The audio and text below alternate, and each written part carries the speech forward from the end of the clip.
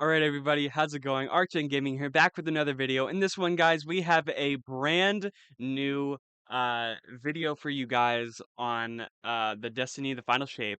So we had 12 hours ago, Bungie sent out a new video called "Become Legend Part 1." So we're gonna be looking at that. We're gonna be reviewing it at the end, but also reacting to it because it's something that we haven't seen before. So let's go ahead and get started with it. Um, I'm really excited for this, so see how it goes. And Tyson, take one, marker.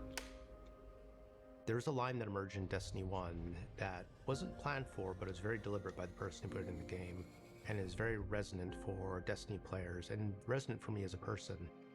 And that line is, Guardians make their own fate.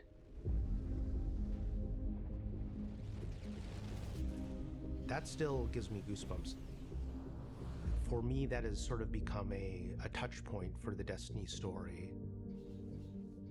Again and again, external forces come and try to impose a fate upon you and Love humanity. that ship. Everybody wanted that ship when it first came out. And Oh my again, you gosh. show them that they can't do that.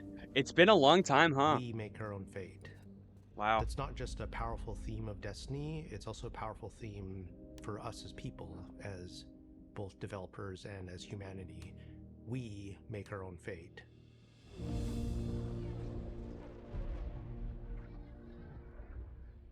When you're talking about 10 years of story, there's a lot of stuff crammed in there, and there's a lot of things that we could do and It's could already been talk 10 about. years, But everybody. as storytellers, the hardest part Jeez. isn't coming up with the ideas, it's knowing which ones are the important ones.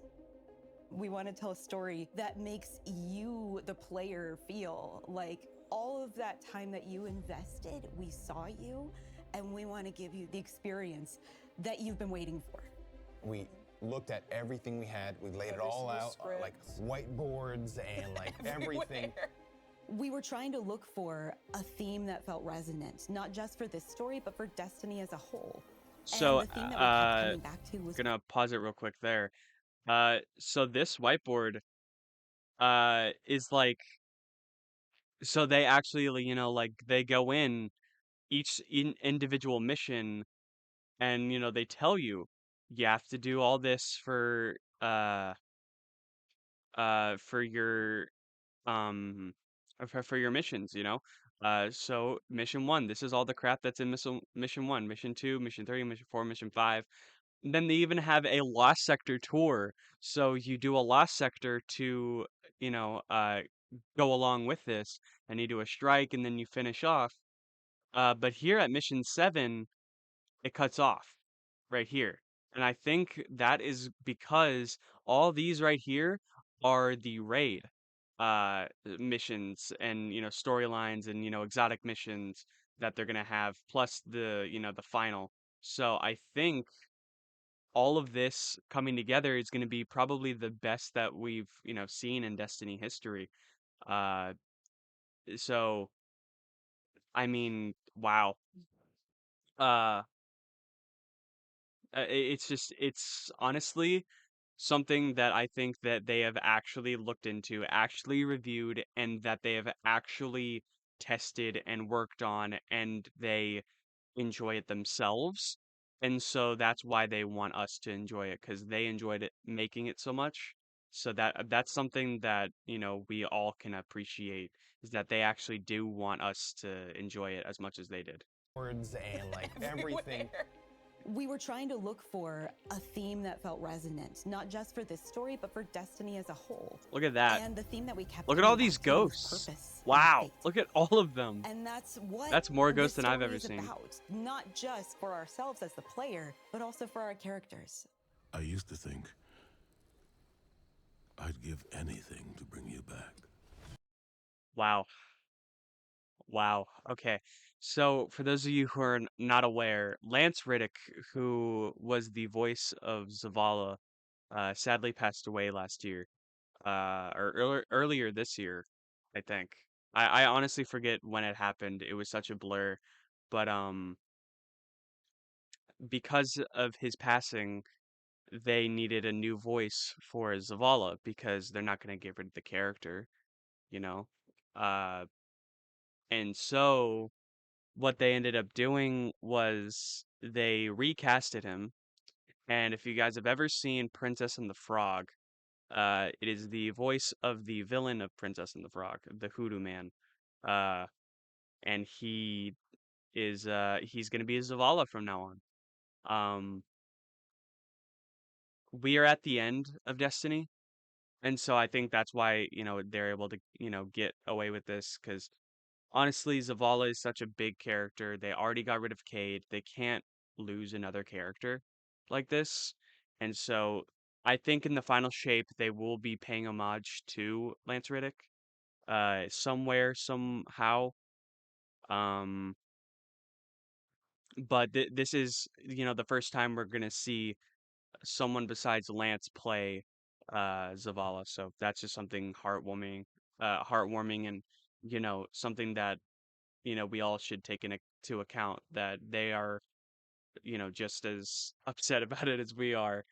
And we all mourn for a hero in the voice acting and acting community. So that I'll continue, but that was something I wanted to mention. I cried quite a few times doing those scripts because I treated it with the love of a fan. Every time I opened a script, I was like, what would I Right here looks exactly like Scourge of the Past, doesn't it? All of the buildings, it looks like the tower, the last city. So it looks like Scourge of the Past, want in to my opinion. see? What would I want to hear? You get to see their emotional journey, the struggle of how do we defeat the Witness. There's a lot of anxiety that's going to go through everybody during this. To your futile exertions. The Witness sees itself as the one true God, so it's come to the Traveler because it needs the power of the Traveler's light to Is that finish its Venom? mission. Is the Witness goal Venom? Is salvation. Why don't you want that? Be reborn. Our mission is to make sure that we can prevent it from getting the light, the thing that it needs, in order to make it all happen. It's finally confronted the Traveler, and here we are, thorns in its side, a blip on its radar, trying to make a difference. You're gonna speak to the Witness, and the Witness is gonna shine a light on some things, and you wonder, like, what would it be like? What would it be like to be a disciple of the Witness? Your Guardian's use has yet to be determined. We're in need of a god killer. Oh? Every time you hear the Witness, Are we gonna you're join not just forces hearing with the one Witness? voice, Are we you're gonna have a hearing whispers choice? in the background. You're That'd be hearing all funny. of these other textures. That would honestly be crazy if we had a choice at the end of all of this. Do we want to be a disciple of the Witness, and then we go through the episodes as a disciple of the Witness, or if we want to be a disciple of the Traveler, and we go through the episodes being a disciple of the Traveler? That would be a crazy, like an instrumentally crazy ending to have with this if they did that. I assume they won't. I assume we're gonna, beat the bad guy at the end and it's gonna be fine. But I think a lot of other people would agree with me that that would be something that everybody would love, if we could actually choose our path at the end of this. Resisting. You can feel a subtext sometimes where the real Witness comes through, or at least things that it doesn't want you to know about it come through. There is only suffering! Putting Ace of characters Spades, into pressure no. cookers is what storytellers do best. And I can't imagine a more intense pressure cooker than it's the end of the world. If we fail, everything is frozen forever, and only we can do it. It's just the handful of us inside of a god. That's crazy. There were a couple of themes that we had when we started on the Bill Hard. The two main ones that I remember were surreal and shattered to spire. Seeing how they put a tiny little guardian at the beginning of this vast journey that's spreading out in front of you really put into perspective. That's the D1 scale tower. that we needed You to can see the hit in order to postmaster. make the Pale Heart look and feel dangerous and ambitious and vast. When we were thinking of surreal, things, it was a bit of a challenge, because how do you make something surreal? For me, is putting familiar. Is that the house from Up? They made the house from Up and then put the witness as the balloons. Is anybody else seeing this? Like, am I the only one who sees this here? That's hilarious. Wow. That's Things crazy. out of context. What is the thing when you turn the corner that you are not expecting? So that's when we play with scale, we play with unexpected things. So right here, this right here, guys, this is the key, the escape key that they actually have out right now. For those of you who are unaware, um, the Destiny 2 did a collab with a pretty popular, um, how do you say? It's a, I want to say it's like a company that sells, gaming equipment, like headphones and, all of that. And so what they did was they did a collab, and now you can actually buy this Steel Series, right? Steel Series has done a collab with Destiny, and a very big issue that everybody has had is that this is a custom, Destiny experience of gaming equipment, and yet the escape key is a one escape key is of this little ghost in the weeds right here. And a very big issue that people have with it is that it is $80 USD, 85 actually, I think. And everybody's, getting so crazy about it because of how expensive it is. And everybody's like, I can get a hand painted one for less than that, like it could be custom all at once, but I've never seen that before, and it's ridiculous. Just for one key, not the entire keyboard, to have, a Destiny, feel. It's one little thing. And I'm going to tell you why they did that is because it's not painted. It is acrylic made and hand sculpted to look like this.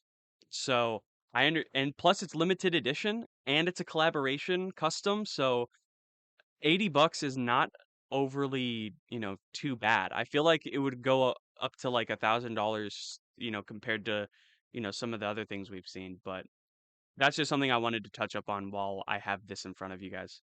Things, repetition. There's this awesome piece of concept art that is like this massive ghost in the horizon, and you just like go over there and it's just like broken down in the middle, and it's just weird in a way that is unsettling but at the same time feels very visceral. Another one that we used was body parts, and it sounds a bit strange because we didn't want to do body horror. So I was taking screenshots from the game and just trying to find silhouettes and things that would look surreal. And I start replacing all the trees with hands. So all the limbs were made out of fingers coming out and eyes were on the floor. And I do remember our direction was like that, like more hands. Are there hands holding up the freeway in which we were born? Yes. You'll recognize it instantly, and then almost as quickly, you'll realize you've never been here before. I definitely feel like there's some aspects of the Pale Heart where like, this is freaking weird and scary. I want to take that risk. I want to push a little bit of what expectations of a destination can be, and I hope that players love that.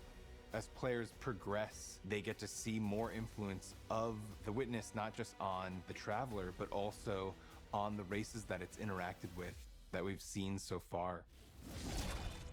The Dread are a result of the Witness experimenting with the light. So while it's inside the Pale Heart, it's able to access the light as it's trying to siphon it. It is using that light to create and alter new and different combatants. So what I want to say now, let's get to a good spot So we've real quick. encountered some of these members before. Now we have a name for them. The new Dread units. So the Dread is the new enemy as they've, just been talking about. But what I wanted to specify, we have not had a brand new enemy type in Destiny since the Scorn. And that was like 4 or 5 years ago. We have not had anything close to that since. We have had, the different enemy types, like we've had different versions of, the Cabal and the Hive, but we have not had an actual new enemy type since Forsaken came out with the Scorn. And even before that, we hadn't had anything since, they added a couple new enemies like the Briggs, but we have never had anything close to that since. We have only had remakes. This is the first time we're actually getting a full race of brand new enemies, and the only ones that are the same are the Scions. And they're completely reworked so that they're, different types of Scions too. So this is something that I thought was extremely smart and amazing that they're going to be adding, and it's just going to make a whole new feel to this enemy scape. And there was a lot of debate of what type of remake of the enemies that they were gonna have. What are they gonna add? They're gonna, add a new version of the Cabal and the Hive and the Scorn, and just have all of that in the Traveler now. I mean, that's kind of ridiculous. But no, they're adding a brand new enemy type, which is amazing. So I'm gonna enjoy seeing this, and I know everybody else is too. They're using a new language, collaborating with narrative. We went through and used this constructed language tool to generate different phrases and figure out like grammar structures and other things. The pyramid language that the new Dread units speak is actually translatable. So players, if they're really interested in figuring out what the pyramid units are saying, could decipher these. Kos yen itget, baktoku vakad. The husks are an interesting. Wow. So this might be a situation where people start being like Star Trek fans and learning the language and start actually speaking the language to each other. That's hilarious to me, honestly. Um that's crazy. Good job on Bungie for that. That's gonna bring up a whole new type of nerd to Destiny. Interesting addition to Destiny because you've never fought anything like them before. We talked about, oh yeah, they need some big weapons. Like, it needs to look like this thing is serious business. They wanted a bit of a secondary unit on it, so like a 2-in-1. As the sketches were progressing, we were kind of like, oh, this feels like it's sentient. And we just love the idea. We had all these different sound effects in our library of water bladders that make some really cool sounds when you're shaken. We used some sounds of slapping jello too. Ugh. So that was kind of the foundation for the husk. You have all these real physical sounds that come together and feels like an alien moving around in the stomach of this thing. The collaboration between the different disciplines and the trust we have for each other. At the end, it comes out better than anybody could have made individually.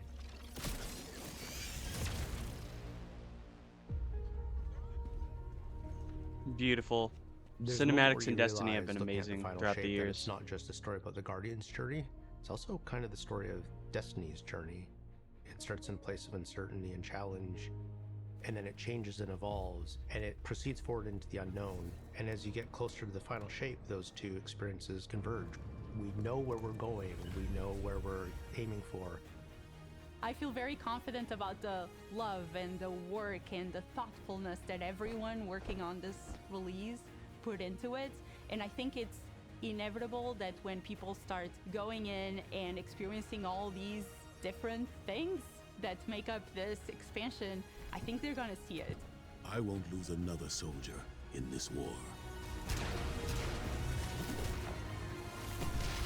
Okay, that was pretty cool. That looks like the Reef. Wow. There we go, guys. So that was part one of confronting of becoming legend. Part one confronting Oblivion. Honestly, amazing. Beautiful, well made. Final shape, as I said, it's gonna be amazing. It's gonna be something that people are gonna look at and say, "Oh my gosh, they're actually adding this to the game? Why?" I'm not complaining, but I like it. Why? So, this is something that people are gonna definitely have mixed feelings on. Some people don't like change, and there's definitely a big player base out there that might actually enjoy Destiny staying how it is now. You know, but honestly, I think the majority is gonna enjoy this. It is gonna like it, and is definitely gonna want more after this, even though this is the final shape. It's the last DLC in Destiny 2 history. Uh, there's been a lot of speculation on whether or not they're actually gonna make Destiny 3. Uh, but that's up for interpretation, and that's up for someone else to figure out. If you guys think it's gonna happen, then let me know. But yeah, this is something that I think a lot of us are gonna have to, be open-minded about when we first go in. Because if we have a distinct, you know, what this is gonna be, then we're not gonna have any fun because we're gonna just be knowing what's gonna happen throughout the entire thing. I think what they've done with the marketing so far is that we have no clue how this is gonna actually feel or be. They've pretty much introduced one mission throughout the entire time of uh showing this, and it's pretty much the first mission. They haven't actually added anything from the later missions. They haven't produced anything of, a boss fight. They've reused all of the witnesses uh cutscenes. So we are definitely getting a first look at this, but nothing more. They're definitely trying hard to get that through to us, is that we're not giving you anything besides what we're allowing you to see, so that you can have an open mind when going into this. I think the only new thing that we got there was the witness's house, and I believe that might be at the top of the mountain. Um, the huge mountain in the back. I think that's going to be the witness's house. So maybe the witness just wants quiet, Maybe the witness wants everything gone so that it can be in peace and in nothing and darkness. If you guys have ever seen the show Supernatural, there is a being like that uh in the nothing area, like when something dies fully and is not going into purgatory, it dies forever. It goes to that black nothingness realm, and you see that character come out. So maybe this is what the witness is. It's pure darkness, and it just wants darkness. It wants nothing. It wants everything to be its own thing, and it wants nothing. It wants no more suffering, no more pain, no more joy. It wants no feelings whatsoever. So let me know in the comments below what you guys think of this, and let me know what you guys think of what I said earlier with them having a brand new enemy enemy type in the game. And if you don't want to, talk about the enemy type, honestly want to know, what side would you pick, guys? Would you pick wanting to be a part of the Witness's fleet and, going in and, being going into the episodes, being a part of the Witness's fleet and doing the Witness's work? Or would you want to do the light side and go into the Traveler uh keep being a guardian and going into episodes like that? What do you guys want to see with that? If and who would you guys pick? Would you pick the witness or the traveler? So let me know in the comments below, guys. Thank you so much for watching. Don't forget to leave a like and subscribe to the channel so you don't miss any more Destiny content in the future. I also will be doing a video on the Fortnite update in a couple hours. But so far, I wanted everybody to, see this and, let me know what they think about it. So thank you everybody for watching, and I'll see you guys in the next video.